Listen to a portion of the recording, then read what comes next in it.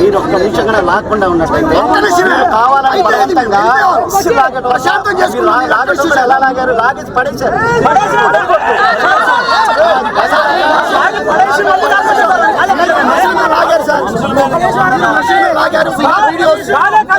తీసుకొచ్చి పెట్టింది వీడియో ఉంది,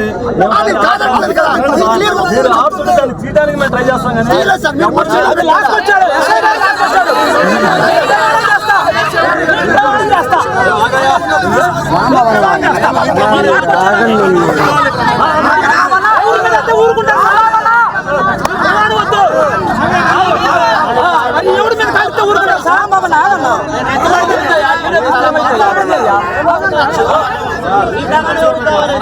మీరు అలా మాట్లాడకూడదు అతనితో. మీరు అట్లా మాట్లాడడం తప్పు.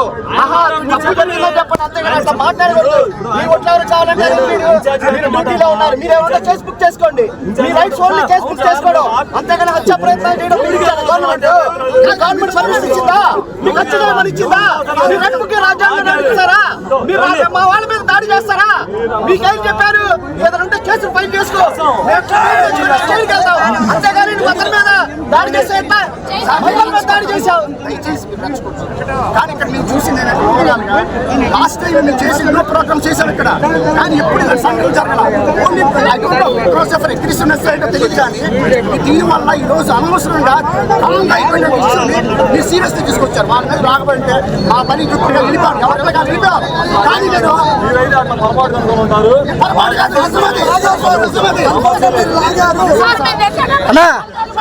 ఏంటన్నా మరి నేను ముందుంటే నేనేం చెప్తాను చెప్పి ఒకసారి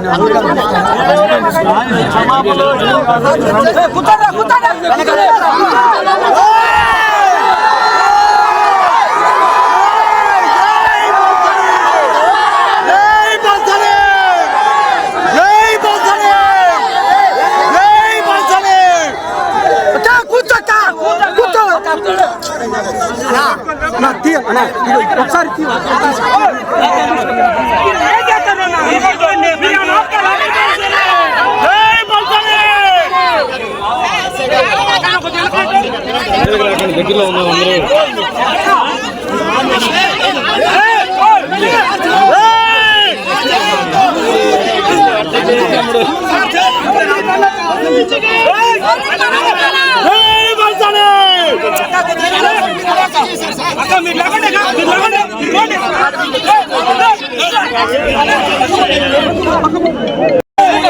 సంబంధించి మీరు ఏదైతే చేయలేదో అది ఇస్తామని చెప్పి ఇప్పటి వరకు వేయలేదు. కాలేజీ యాజమాన్యాలు విద్యార్థులను ఇబ్బంది పెడుతున్నాయి. మీరు గతంలో ఫీజు కోరని చేశారు, కానీ ఎలాంటి ఫలితం లేదు. ఇప్పుడు దాని యాక్షన్ తీసుకుంటారా?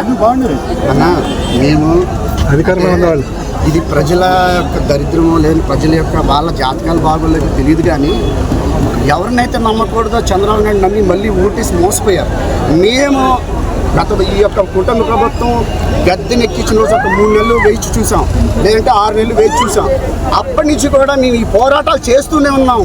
కానీ ఒక్క ఈసం అంతా కూడా కొంచెం కూడా మార్పు చంద్రబాబు నాయుడు దగ్గరలో, అలాంటి చంద్రబాబు నాయుడు దగ్గరలో మార్పు వచ్చిందని మేము ఏ రోజు ఆశించట్లా.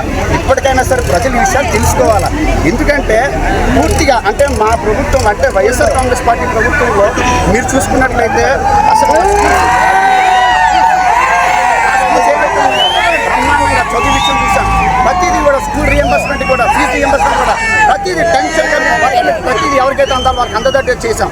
కానీ ఈరోజు చూస్తే ఆరోగ్యశ్రీని ఒక పక్క ఎంత దుర్మార్గం ఉన్నా ఆరోగ్యశ్రీని కూడా అట్టెక్కిచ్చేసాం.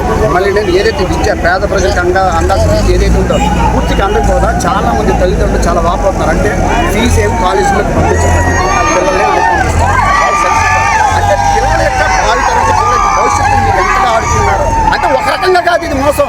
అన్ని రకాలుగా పిల్లల యొక్క భవిష్యత్తు కానీ ప్రజల భవిష్యత్తు వాడుకుంటే ఈ కూటమి ప్రభుత్వంకి 100% గట్టిగా బుద్ధి చేస్తే చెప్తామన్నారు.